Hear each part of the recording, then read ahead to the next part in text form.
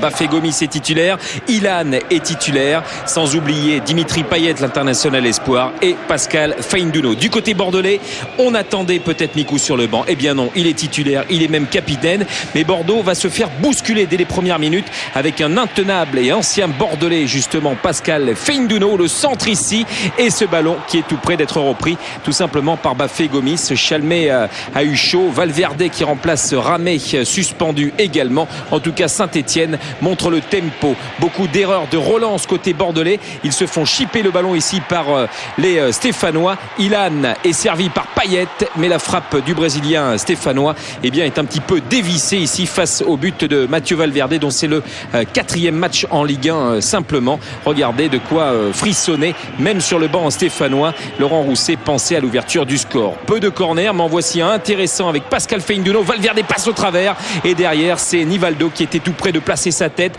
Côté stéphanois, là encore on pensait à l'ouverture du score. Regardez, on se prend la tête à deux mains, que ce soit Varro ou Nivaldo, mais cette rencontre est toujours avec ce score de 0-0. Feindouno pour Ilan le retourné. Rappelez-vous ce but magnifique et somptueux qu'il avait marqué la saison dernière face au Paris Saint-Germain au Parc des Princes. Il était tout près de réaliser un nouvel exploit, mais ce ballon n'est peut-être pas assez appuyé pour aller tromper le gardien bordelais.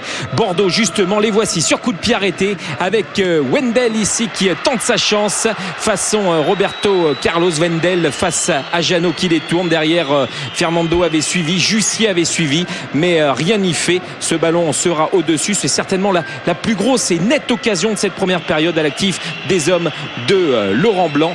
En tout cas, les Bordelais sont bien présents quand il le faut sur coup de pied arrêté. Bien présent également Pascal Feindouno avec ce rebond et cette demi-volée détournée par Valverde. Énorme occasion à quelques secondes de la mi-temps ici pour les Stéphanois. 0-0 à la pause, et au retour des vestiaires, Gomis reste au vestiaire. Il est remplacé par Gigliotti à la pointe de l'attaque stéphanoise, et c'est un tout autre visage des Bordelais. On vous l'a dit, ils perdaient beaucoup de ballons en première période, et bien là c'est eux qui les récupèrent, ces ballons, avec une tentative de Bellion qui avait peut-être une autre solution, avoir le geste de Fernando. Regardez la course de Fernando, il montre l'ouverture, et Bellion a préféré la voie personnelle. Et bien ça s'est soldé par un arrêt sans problème de Jeannot. Jeannot face à Fernando, peut-être ici avec un retour de Tablaridis. Le ballon passe à côté. Les Bordelais qui tentent le tout pour le tout. Saint-Etienne n'a plus battu à domicile cette équipe bordelaise depuis 7 ans maintenant. Et puis derrière, Laurent Rousset qui demande du mouvement, qu'on arrête de jouer dans l'axe, qu'on écarte le jeu.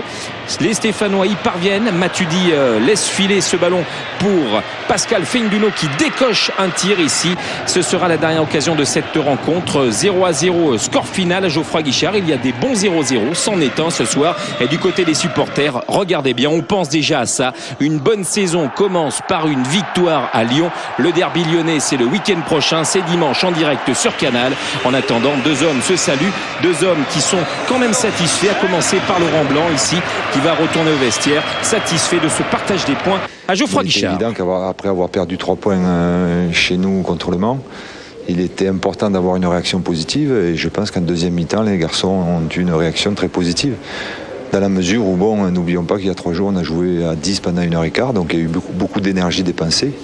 Et c'est vrai que c'était pas évident ce déplacement à Saint-Etienne. Ce qui me fait plaisir, c'est que les garçons n'ont rien lâché. Et que il faut savoir des fois se contenter d'un point, et c'est ce qu'on va faire ce soir.